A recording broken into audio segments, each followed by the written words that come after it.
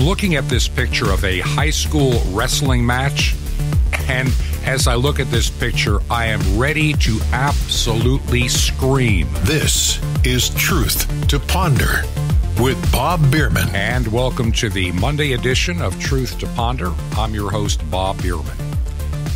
Well, last week we spent the latter part of the week talking about anything except viruses, news, and politics, but today it's time to get back to the business at hand. Might even share a letter or two if I have time today. This picture that caught my attention, somebody sent it to me, and it says, it's really interesting. We can wrestle. This is a high school picture I'm looking at. We can wrestle, but can't in person learn. In other words, we're not allowed to come to school to learn in person in this particular place. But as long as you're wearing a face mask, you can wrestle on the wrestling team in the high school. But we can't have kids in person. I'm getting to the point that I'm ready to pull my hair out. What little I have on the top of my head. Well, I still have most of it, but I'm trying to, I don't care if it turns gray, just don't turn loose.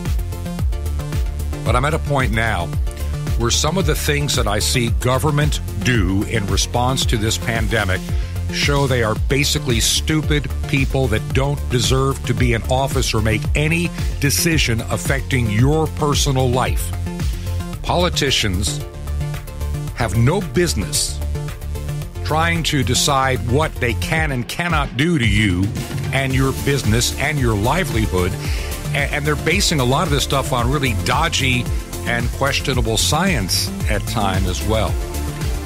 I mean, we hear things over the past year, and this is what has driven me crazy. Remember, for those of you that are new to the radio show, I spent a significant amount of time last year as a paid person in emergency management for a large county in another state. I've got a background. And I started noticing in my work with things I got to see that the media really didn't know much about and you didn't see. I'm starting to question some of the narrative. This is a year ago. And coming into the month of April, I'm questioning it even more. And I question now, so much of what I hear allegedly is the story. There's a lot of nonsense out there. And government picks up on the nonsense and they make policy. They make policy for states and cities and regions, oftentimes based on feelings or the what ifs or maybes, and they're uncertain half the time. I keep reminding you, and I want to make this very clear, how many times has Dr. Fauci gotten before a television camera and made a statement and told you what you need to do to, get our life back to normal? And he was wrong. If I had his batting average of being wrong, I wouldn't have a job. I mean, this man has been making decisions. Some of the stuff that he talked about, social distancing, was some theory from the 1800s, never been tested, but that's our reason for being 6 feet apart. No science, no testing, just somebody said back in the 1800s, and they did it a little bit during the Spanish flu pandemic. We don't even know if it worked, but we're going to do it. We're going to make everybody shop smart, 6 feet apart. When you're getting on that airliner, you got to stay 6 feet apart as you're going down the gangplank to the airplane, or if you're like I was on a flight recently, going out on the tarmac, and they got all these people in uniform making sure that you're like cattle and you're being prodded to stay 6 feet apart. Then I get in this tiny little Canada Air jet or whatever they call it, and we're shoulder to shoulder, my right arm up against the bulkhead window. Some other guy about the size of me, I'm a tall guy. I mean, yeah, we were shoulder to shoulder. And then we had our face mask off while we're enjoying some orange juice and a Pepsi or whatever they gave us. I can't remember. But if we weren't 6 feet apart, coming down that gangplank or going across the tarmac, somehow the coronavirus was going to tackle us and get us and kill us. This is the kind of stupidity we have been dealing with for a year. Governors like Governor Whitmire, governors like Murphy in New Jersey, governors like, kill him in the nursing home, Cuomo. Cuomo's an embarrassment. I got a little story about him coming up in a moment, too. Look at Newsom in California. These governors lock down their states, shut down businesses, put people out of work, and always remember and never forget this one very powerful truism. Those in government that shut you down, those in government that scream at you to wear a mask, those in government that don't care if you lose your business, lose your life savings, lose your house, they don't care about any of it. They don't care if you starve to death. As long as you abide by their silly rules and destroy your life and your family, they're still getting their paychecks and their benefits and all that goes with it, including their retirements. How many of these government officials that come into your business with their little clipboard and say, you must shut down, you're not allowed to make a living, you need to go home, you need to suffer, you may just die, just get out of our hair. Just leave us alone and shut your business down. You can't do anything without my permission.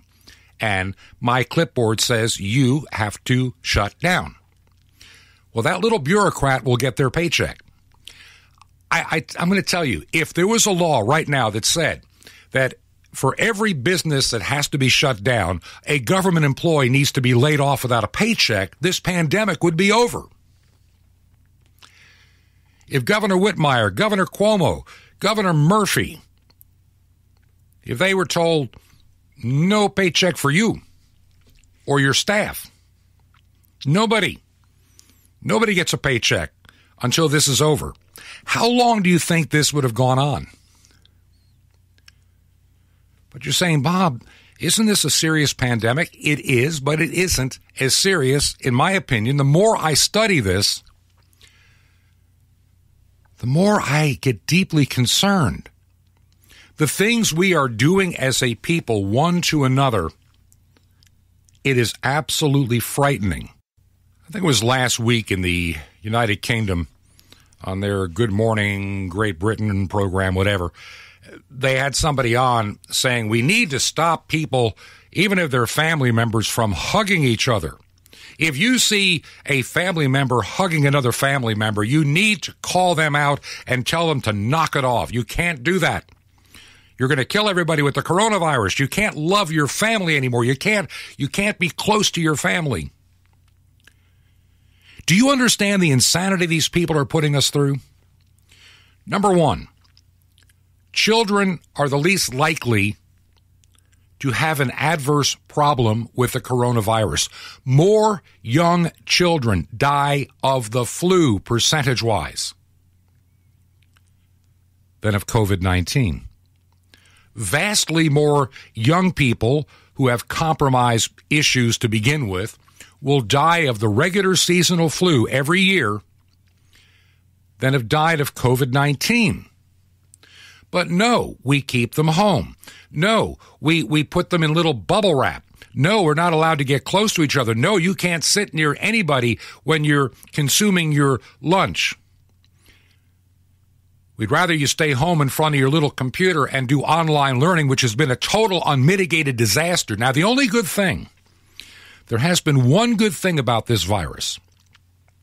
It has shown how pathetic and horrible and crappy our public education system is in the United States. It is awful. It's an embarrassment. It is union run. It is run by leftists that don't care about your faith, your religion, your family. They believe your children are their property to manipulate and change in any way they want.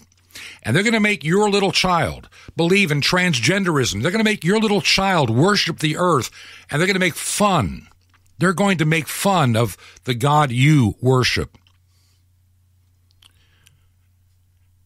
They realized that parents started seeing the silliness, the nonsense, and the garbage that they're teaching our children when some parents, I saw this story last year. You had school districts that were demanding parents sign a piece of paper saying they will not observe anything about their children in online school. Because the word was getting out just how stupid the educational process in the United States and many cities and counties around the United States actually is. It is an embarrassment. It's an indoctrination center. They're not learning anything. I meet too many high school students today, high school graduates, people that walked, a year or two down the aisle with their colorful cords around their neck of how many things they've accomplished. And you ask them about some of the amendments to the Constitution. They don't even know what the Constitution is. You ask them, who do we fight in World War II? They don't know. They have no idea. There are even those that don't even know who fought in the Civil War or even the Revolutionary War. You ask them mathematical questions, and a surprising number are clueless on basic 9th grade math, and they have graduated high school. Their spelling is atrocious. Their grammar is awful. They write and speak like they're typing on their iPhones with their thumbs. Cursive, forget it. I'm at an age right now where over the years of some of the work that I did, my fingers don't work as nicely in terms of writing as they did 30 years ago. If I write too many things too long, my fingers cramp up and they hurt. And it's from a lot of the electronic work that I did back in the day. It does catch up with you. But as bad as my handwriting is, young people without arthritis or issues with their fingers, theirs is getting worse in many cases than mine. And their grammar, their spelling, I can't make heads or tails out of some of the stuff they write. We have fed their minds with garbage. We have filled their dreams with things that are hopeless. You have educators that are saying, we're not coming back to teach in person in those schools until everybody is vaccinated. That's another story we'll get into today. We're not coming back to teach your little monsters. And I remember one, that they didn't realize that the school board meeting was being seen by other people than just the school board. Oops. They are using 4-letter words describing parents, and they're saying, we don't want to be their little babysitters anymore. Well, I'm sorry. You people are getting paid pretty good dollars in some places. Even in poor counties, $15,000 to $17,000 per year per student is pretty much the norm. Come down to some places where we live in Florida, more like about $24,000 per student per year. In 10 years' time, $250,000 is spent in 10 years.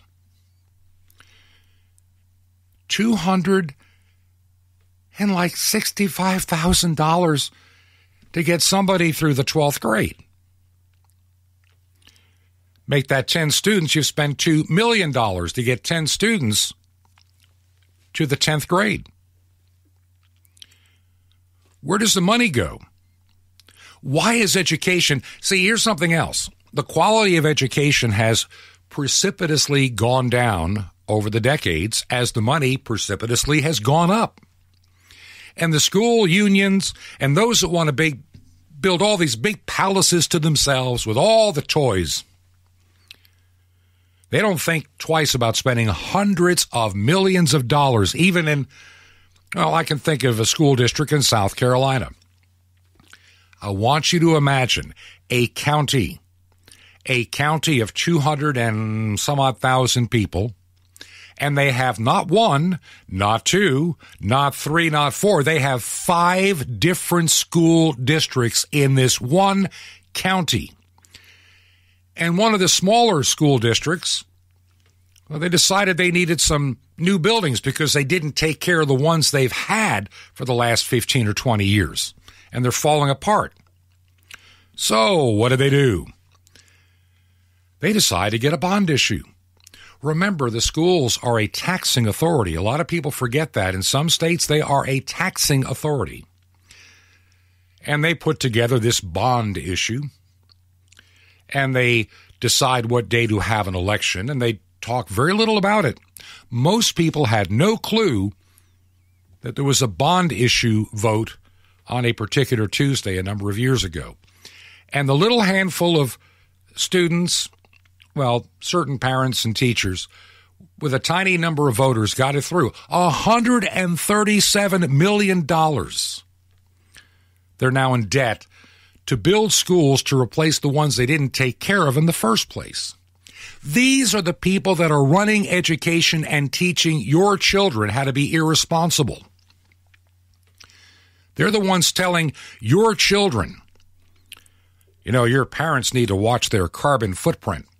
They're going to destroy the world in 10 years.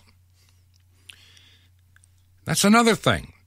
How many times have I heard we only have 10 years before it's too late? The world's going to just come to an end. It's going to burn up or freeze over.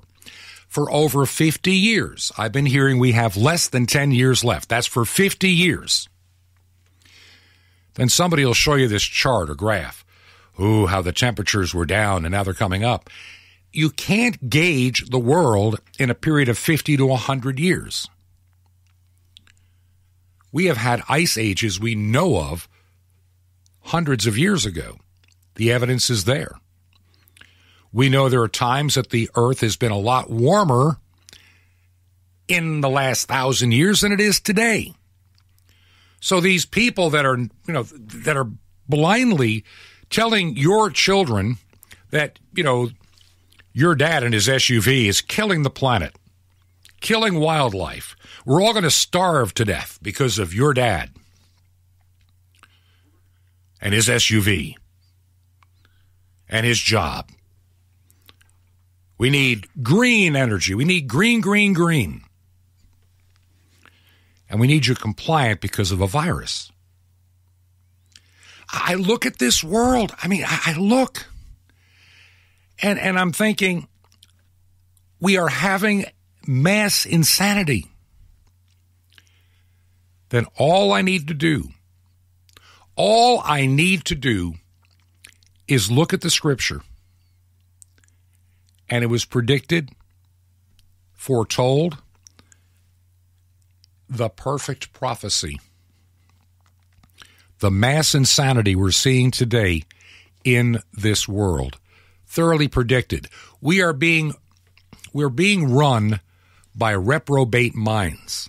And it's driving me crazy. They're coming to take me away, ha-ha. They're coming to take me away, ho-ho, hee-hee, ha-ha. To the funny farm where life is beautiful all the time. And I'll be happy to see those nice young men in their clean white coats. And they're coming to take me away. Now, last week I was talking about, at the first part of the week, the polymer reaction or polymer chain test, the PCR test, and how this has been used, or misused, should I say, during this entire pandemic, to give us this case count.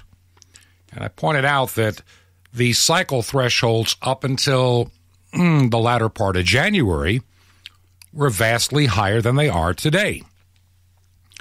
And so what was happening? We were getting all kind of false positive testing going on. And then you had Dr. Fauci, the father of the virus. By the way, that's my new name for Dr. Fauci, the father of the virus, and I'll explain why in just a few minutes. So everybody is getting tested. I can remember a year ago, people lining up anytime they heard there was testing available.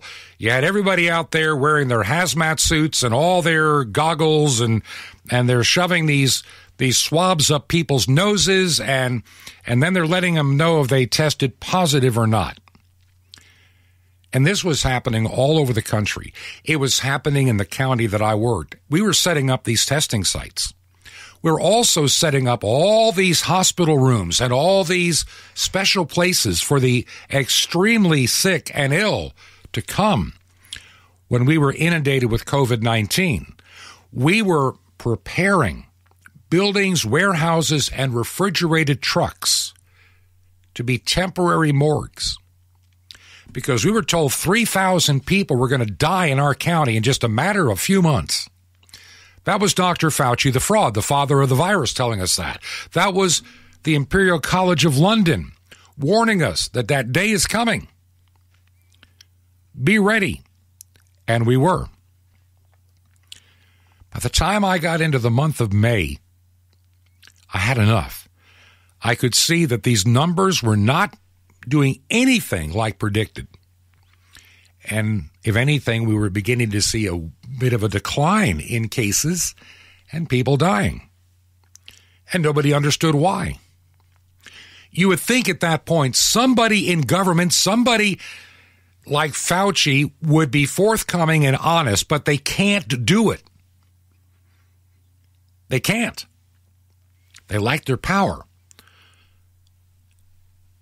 And so they say, well, we all have to wear a mask now. Now, remember, we're being told to all of us wear a mask when the numbers are already coming down last year. We had peaked around Easter of last year, which is the 12th of April. And then the numbers started to come down. And guess what? Then we start playing the games with the mask. And they try to tell us that that's what saved us. No, we weren't wearing them before then, and we started wearing them after the numbers were already declining. It didn't make any difference.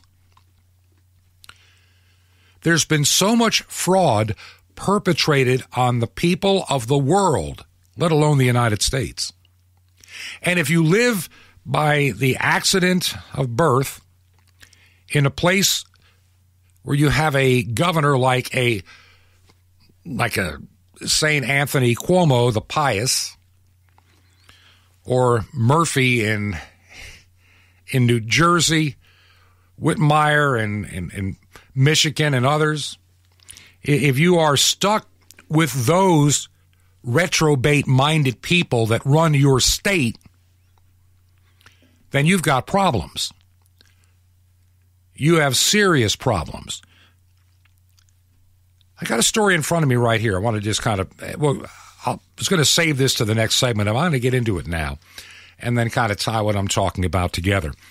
Now, while the Biden regime is working with the private sector to develop a nationwide, you ready for this, vaccine passport system? Show me your papers. Embattled New York Governor St. Andrew Cuomo the Pious has unveiled the Excelsior Pass, a vaccine passport that New Yorkers will be required to obtain in order to engage in commerce. Now, before you jump and say, it's the mark of the beast, don't jump quite there. It gets us used to the concept. The New York Post reported that a vaccine passport will force New Yorkers to prove their vaccination status or recent history of a negative COVID-19 test in order to gain entry to events and businesses. And it was unveiled about a week and a half ago in New York. This is insane. According to the New York government, the vaccine passport will be available on smartphones, or it can be printed and must be presented by New Yorkers to enter businesses and become part of New York's safe reopening. Businesses will scan your pass with a mobile device or a tablet. And this will be kind of similar to the mobile airline boarding pass. Individuals will be able to either print out their pass or store it on their smartphones using the Excelsior Pass wallet app. Cuomo's press release explains. It elaborates each pass will have a secure QR code, which participating businesses and venues can scan using a common app to verify proof of COVID-19 negative test results or proof of a worthless, I'm adding the word worthless, vaccination. Because remember, a vaccination, we now know, this phony vaccination is not a vaccine. It is fake. It is phony. It is not a vaccine. It is gene therapy. I'm tired of people calling it a vaccine. It is not. It doesn't keep you from getting the virus. It doesn't keep you from spreading the virus. So what good is this stupid Excelsior pass going to be to say, yeah, I got the worthless virus shot and I can still get COVID-19 and I can still spread COVID-19 according to everything you've told me? What kind of black magic is this that's going on in our government's mind? A phony vaccine that doesn't work. It's supposed to, apparently, minimize some of your symptoms. And we don't know really if it's going to deal with the new variants. What we do know, or we are beginning to know, is that some of these new variants may be coming down the pike, down the road. Some doctors are beginning to say, you know something? This vaccine might actually cause some variants that we weren't planning on that might present even a bigger problem. I'm beginning to think between our fake PCR test. Now, here's the other good news, if you want to call it good news. I read this. Well, we're beginning to realize that maybe some of these new variants are going to be missed. They're being missed now by the PCR test. So let's be honest. You're being lied to, and here this is so simple. It doesn't even take a high school graduate to figure this out anymore. Let me explain it really simply. Okay? We just lowered the CT, that's the cycle threshold of the PCR test, to a more realistic number. The kind of a number the designer and inventor of the test recommended. A CT, a cycle threshold, if you're new to the program, real quick, is doubling the result. In other words, you're finding a bit of viral particle and you keep doubling it with each cycle pass. So 1 becomes 2, 2 becomes 4, 4 becomes 8, then it becomes 16, 32, 64. Before you know it, in 30 cycles or less, you've got millions of amplifications of those particles. Problem was, with the tests the way they were done, a lot of those tests were giving false positives because it was old viral material, common cold, leftover junk. And so we changed the PCR standard right about the time that Joe Biden happened to be inaugurated president the same day. Go figure that one out. And we've seen the cases decline. But see, here's the new fear. Oh, wait a minute. The new variants are not being picked up by the test, so we still have to keep wearing a mask forever. This is Truth to Ponder with Bob Bierman. Today we begin the resurrection mysteries. Shalom Aleichem. This is the nice Jewish boy, Jonathan Kahn, your Jewish connection, bringing you the riches of your Jewish roots in Jesus. Now get your pen out as fast as you can so you don't miss out on receiving a special free gift you're going to get and love in a moment. Now, what is it about Sunday? Why do most Christians have their main worship services on Sunday morning instead of Tuesday morning or Thursday night? Well, Messiah rose on Sunday. But why did Messiah rise on Sunday instead of Tuesday?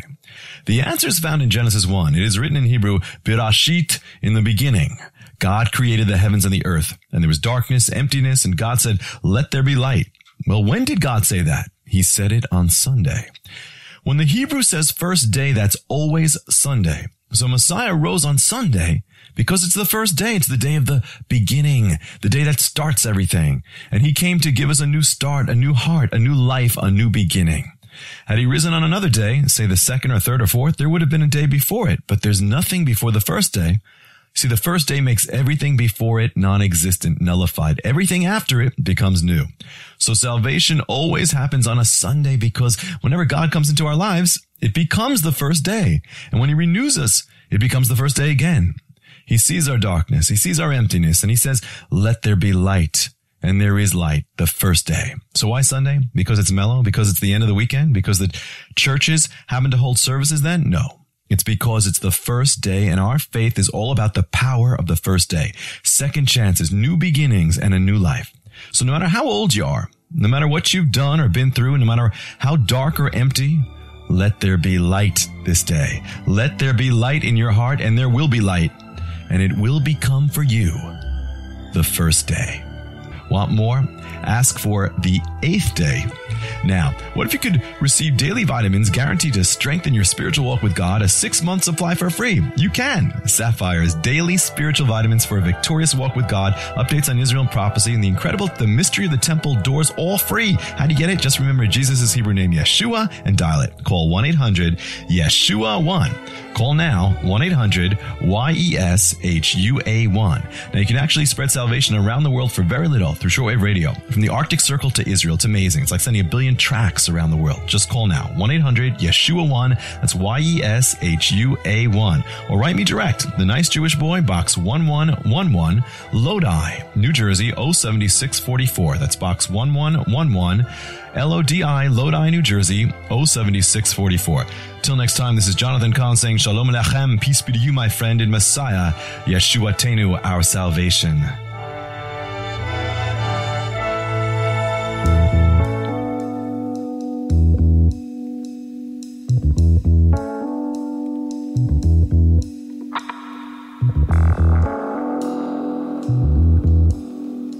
This is Truth to Ponder with Bob Bierman. So before I get back to the topic of craziness at hand, I want to take a moment to thank all of you that listen to this program, either as a radio program and even as a podcast. You don't know how much it means to me because it takes a lot of effort to do this program. I'm not complaining, but if nobody's listening, then why do it? And every time somebody sends that email, maybe he sends a letter or even a postcard in the mail, it tells me you're there. I want to give you some inside information about the program, things that are going on this week and into next week, just some exciting things. We're beginning to get used to the new microphone, waiting for a better pop filter to come forward. So if you hear an occasional, what they call implosion, know that I'll have a better mic screen on it real soon. I decided to spend a few dollars and upgrade the microphone for two reasons. Number one, the one that I had is too sensitive. It picks up every little noise around me, and it can be very difficult to record a program. Number two, it is not very portable. And that's something that I'm going to be needing more of. This new microphone that I got a hold of can work in one of two environments. It works like a standard microphone plugged into a mixing console like I have here in my little studio in Georgia. But it also can connect directly with a USB cord to my laptop. And that's going to be very important very soon. We have some travel coming up, and there's just no way to try to get weeks ahead on a program. I need to be able to get maybe a day or two ahead. And then the ability of when we get to where we're going to produce the program on the road. And so that was the primary reason that I went ahead and made the decision to kind of reach into my personal savings on this one to get the mic. And once I get a few things figured out and a different stand to take on the road, this package may make it possible to keep the program going. We need to be traveling to extreme Southwest Virginia very, very soon and spending a little time with with some family. And then we'll be eventually heading down to Florida, probably end of April, early May, not 100% sure when. I got a couple of projects coming up that I think are just so exciting, and I just don't want to miss out on some of the opportunity God has for us right now. And so this will allow me to take the program on the road Right now, I am very much tied to one little studio. And until I can have a better way to take this on the road and do the program, it's just very difficult to do anything.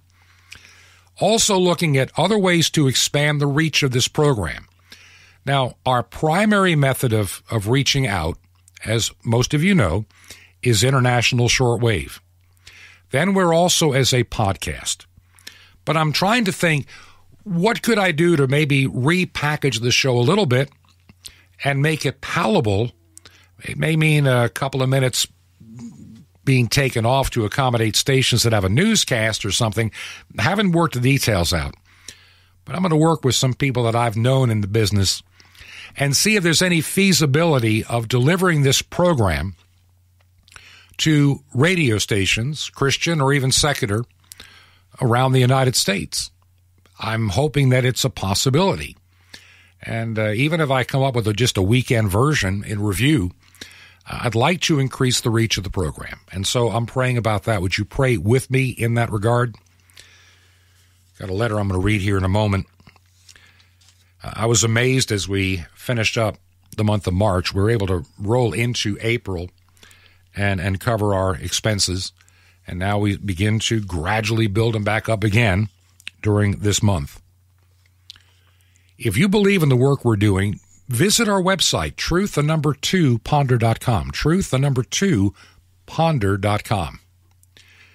There are those that are actually helping and supporting us from there. If you feel you'd like to do it that way, that's fine. As long as that door is open, we'll use it. Someday it may not be there, but we have it right now. For those that would rather, use conventional methodology like a check, you can make it out to Ancient Word Radio, and you can mail it to us here at our Georgia address, 21 Berkshire, Berkshire, 21 Berkshire Lane, number 263. That's our secure P.O. Box, number 263 in Sky Valley, Georgia, zip code 30537. Got a little note about a week or so ago. One of our listeners, and I'm not going to say exactly where, in upstate New York, I'll put it that way, not far from where I began my radio career. That's where I started, hard to believe, 50 years ago. Back then, I thought I would just be a disc jockey. Maybe someday do the engineering, learn how to be a guy to fix those big transmitters. I kind of had that interest too. But at that time, the stars are in your eyes and you just kind of like hearing yourself in a pair of headphones playing top 40 music. It was fun while it lasted. But over time, when you get married and you have a family, things change. Well, this guy was responding to something that I said not long ago. And he said he has never touched the unclean thing of the digital fishbowl or social media. A lot of people, and he's correct in what he's about to say, don't realize they don't have minds of their own. They just simply have apps. And I was saying that in the beginning of the program today. Our public indoctrination centers, known as our public school system, has taken away common sense, knowledge, and substituted just false realities and silliness. I mean, we have 62 genders to choose from, and if you're a high school student that doesn't agree with that, there's something wrong with you, and your family is teaching you bad things. And besides that, if you're white, you're a racist, and you have privilege, and you need to pay reparations. We've heard all this stuff before. It's like, when does the nonsense stop? Between the virus, between the environment, between the world's going to blow itself up in 9 years. I thought by now we were supposed to be a frozen tundra, according to what they told me 51 years ago. Next month, Earth Day, 51 years ago, the world's going to freeze over. The pollution's going to block out the sky. It's going to be like a perpetual winter. I already thought we had that in upstate New York when I was growing up there. But when I discovered there's actually a thing called the sun when I moved south. he was talking to this guy in his note here. I'm not going to read all of it, but he makes the claim. He said, he was woken up by the alarm of the variants are coming, the midnight ride of Dr. Fauci, telling everybody and all us fellow knuckle draggers that, we're all going to die of the coronavirus variants. And see, this is what I was trying to point out. Sometimes they do things out there, and I'm trying to define they for you at some point. It's kind of, I'm not sure. Sometimes I think there's a concerted effort of people sitting in a room saying, how much can we get away with this week? How much baloney can we feed everybody, and how much fear can we put into people? How much division can we cause by using this? So let's go back to what happened on the 20th of January. That happened to coincide with the inauguration of Joe Biden as President of the United States. Now, we have to go back all the way to October, when he was running for president still, before the election, making the statement that by the end of February, 500,000 people will die from the coronavirus. By the end of February. Okay, so just remember that. And they're always telling you that, the deaths lag weeks beyond, the cases going down. So just follow that. Remember that. So that's what we're told back in, October. Expect 500,000 people to just, drop over dead from the virus. So now we have a new testing standard, and the number of cases is going down. And that is good news. Supposedly good news. Case numbers are going down because, maybe we're being more accurate. And they're even requiring something new. They didn't require, any time before the beginning of this year. A positive test was a case, period. It was purely a case. Didn't matter if you never had a symptom. You were never sick. We have this whole idiotic concept of people that are not sick that are spreading the virus, and that's how it's getting around. And that's why all of our little children in school have got to wear face diapers, because little children are going to kill their teacher with a coronavirus, and we have to keep them home in front of Zoom class forever. Keep them stupid. Keep them video addicted. So now the case numbers are going down. And I predict that by the 30th of April, Friday the 30th, you'll be seeing a decline in the death numbers too. And we have to have that for political reasons. Number one, that'll be the 100th day of the Biden administration. So look for a little bit of good news that whatever we're doing it right where they weren't doing it right before. And it's all because of, Papa Joe Biden got everything fixed and, got us the vaccine rolled out. Really, Trump never did that. Biden did it. And now everybody, they're wearing their 2 and 3 masks on their faces. And, kids are going to have to wear masks when they play outside. I'm looking at a picture, and this is a real picture that somebody took in Florida. Somebody visiting Florida, and they're out there in the water wearing a face mask. Nobody around them. I guess they don't want to give a coronavirus to a dolphin or a shark. This is the kind of craziness we have. People driving by themselves in cars wearing a face mask. My question is, why would anybody in their own private car with the windows rolled up be wearing a face mask in a car? That is about the craziest thing I've ever heard. People hundreds of feet from other people walking by themselves in the woods wearing a face mask in the woods. What is wrong with these people? I'm going to say this really quick. I was going to save this for another day, but I'm going to just run it right out real fast. A paper sterile face mask is designed to be used in one place and one place only, in a sterile operating room. or in a hospital setting where the second you leave the room, you throw the mask away. They are not designed to be hanging off your rearview mirror, shoved in your pocket, ending up in your washing machine by mistake. They're designed for a sterile environment and short-term use.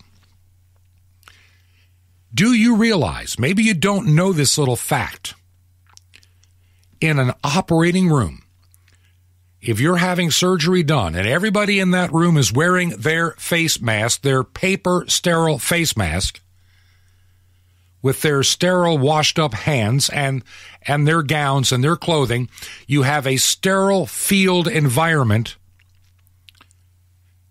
And it's not to keep a virus from being spread, it's to keep bacteria, which is vastly larger, from getting in this sterile environment. And here's a little dirty secret most people do not know. That in that operating room, they increase the level of oxygen in that room. Why do they do it? To offset the decline in oxygen you get trying to breathe through that stupid paper face mask. Do you want your doctor yawning and passing out because he's not getting enough oxygen when he's, guiding something through the middle of your heart? Yet we have politicians that are saying, wear a face diaper and stop the spread. You got idiots like Fauci, who's supposed to be a doctor. He needs to have his medical license revoked forever, telling you wear 3. How are you going to breathe through 3 face diapers? I don't get it. And like I say, I go completely insane every time I see somebody driving down the highway by themselves, wearing a pair of gloves, looking like they're in a hazmat suit, and wearing a face mask. I wear my face mask in my car so I can virtue signal in my neighborhood. And while I wish I had time to play the whole thing, I really don't. But you get the message. There's a lot about this we've been misled about. Here's what we know from a true scientific method. We know that the lower the CT rate on these PCR tests, the more accurate they are. In other words, we don't get those incredibly high number of false positives. The false positive testing rate kept everybody on edge all over the country. And then people dying of the flu and other diseases, but being labeled, they died of the coronavirus. We know people with gunshot wounds and suicide were listed as corona deaths under the standard that came out just a little bit over a year ago. You realize that it was 1 year ago yesterday we stopped counting any and all flu deaths, and the whole methodology for counting how you assumed if somebody died of COVID radically changed. First major change in like 17, 18 years in how to code a death certificate. And so the numbers ramped up. I'm not saying people didn't die of it, but nobody's dying this year of the flu. Nobody's even getting it. And that's something that I find humorous. They'll say, well, Bob, the flu numbers are down because everybody is social distancing and they're wearing a face mask, so we don't have the flu. Okay, then why do the other numbers keep going up on COVID-19? Well, that's because people aren't wearing a face mask and they're not social distancing. What kind of insanity is that? You're one of the two are a lie. You can't have it both ways. And this is what they're trying to do. They're trying to get it both ways. Well, let's circle back. I'll circle back if there's more I can share with you. I'll circle back with you if there's more to convey. I'll have to just circle back with you. We can circle back with him. I'm happy to circle back with you. I can circle back. If you circle back to the curative PCR test, we now know a few things that we've learned over this past year. That the test has a tendency to be accurate when you have active infection and you don't go through these insanely high numbers of cycle thresholds. if you're trying to use it as a screening to return to work, and you're picking up everyone who ever had COVID 2 months ago or 6 months ago, well, then no one's ever going to return to work if you have these insanely high numbers. So what we've done since January, and here's what we've created. We have numbers going down, and for a while we're going to see death numbers going down too. So on day 100, this is my prediction. It's not a prophecy, just a common sense prediction, that Joe Biden gets credit for making things better for the first time in a long time on the COVID-19 front. Death numbers are down. People wearing 3 face masks. Everybody getting a vaccine, which is not a vaccine. And he will have at least one victory, because it's certainly not going to be the economy, gas prices, or the border. He will have at least one victory, called the numbers on COVID were manipulated enough to make it look better for the average person that doesn't pay close enough attention to the numbers. They don't ever bother to analyze them. You know, the entire idea of all these insanely high threshold numbers to begin with was this theory, and every time a legitimate doctor talks about this, they get shut down by YouTube, they get shut down by Facebook fact checkers, they get shut down by the pharmaceutical industry. You know, we can't have all these asymptomatic spreaders just all over our communities.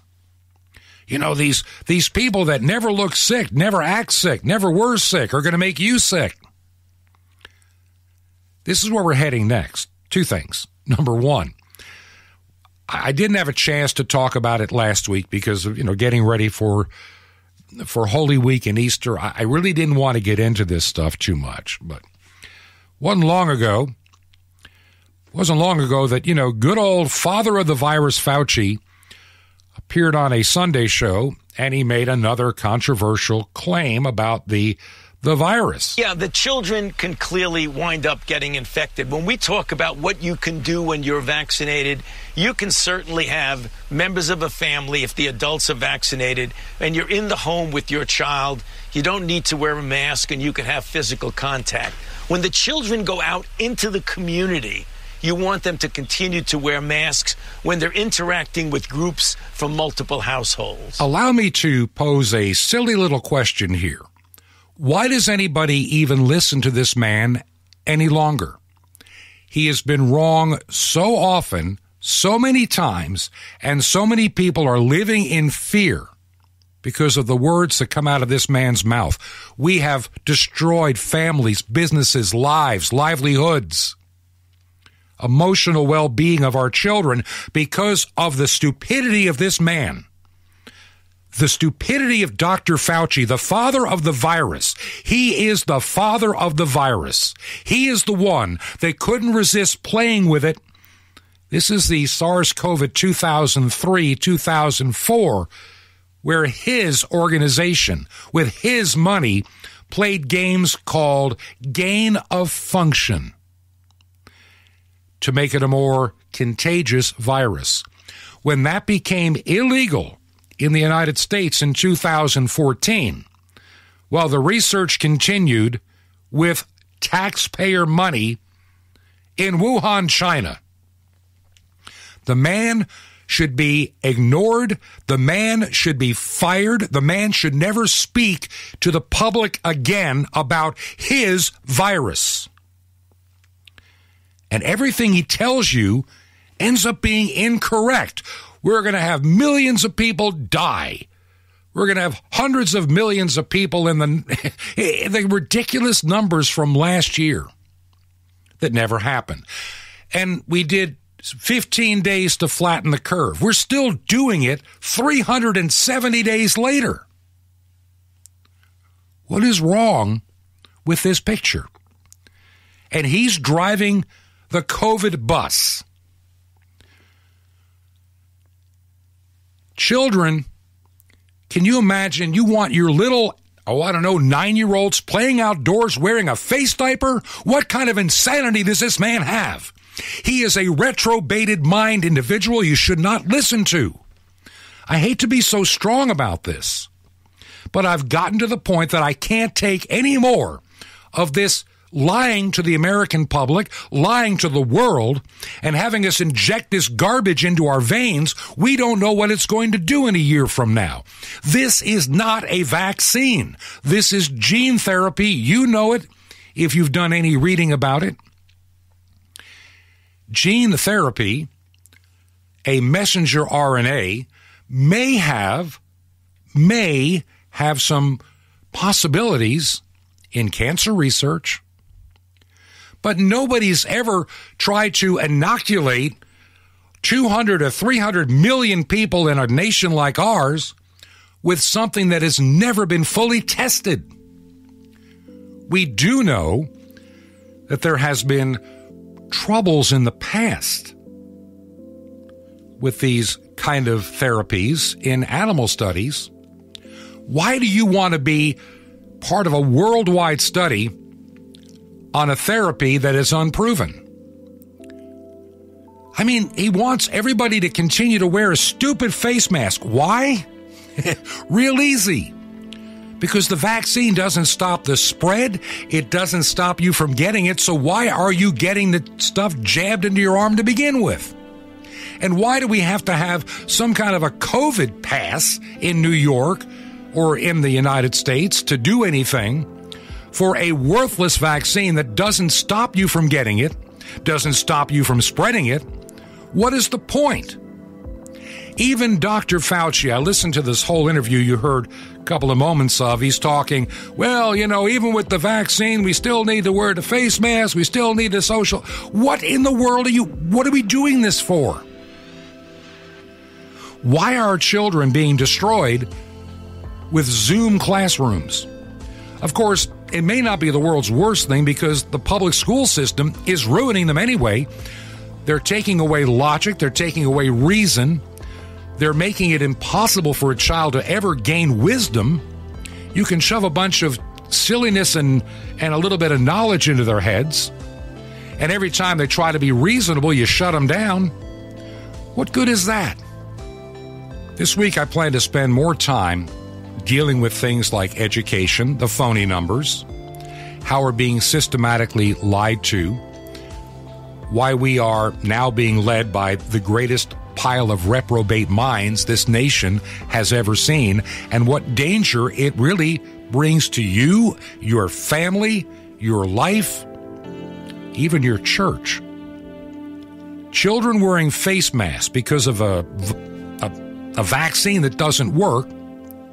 Oh, yeah, maybe we can get a little bit of relief later this year, maybe in 2022, maybe 2024. Fauci doesn't know. Fauci's a fraud. Stop listening to the man, please, for the love of Almighty God. Trust God, not Fauci. Our time is about to be up for today. And yeah, a little bit of humor today. We needed it. But we have some very important things to really get into this week. And I hope you be with me. Visit our website, which is truth2ponder.com. You can support us from there. If you'd like to mail a check, that is a great help as well. Make it out to Ancient Word Radio. Mail it to 21 Berkshire, Berkshire, 21 Berkshire Lane in Sky Valley, Georgia. Sky Valley, 2 words, Sky Valley, Georgia. And the zip code is 30537. 21 Berkshire Lane, number 263, Sky Valley, 30537. This has been Truth to Ponder with Bob Bierman. To find out more, visit our website, truth2ponder.com. That's truth2ponder.com. Truth to Ponder, shining the light of truth in a darkening world.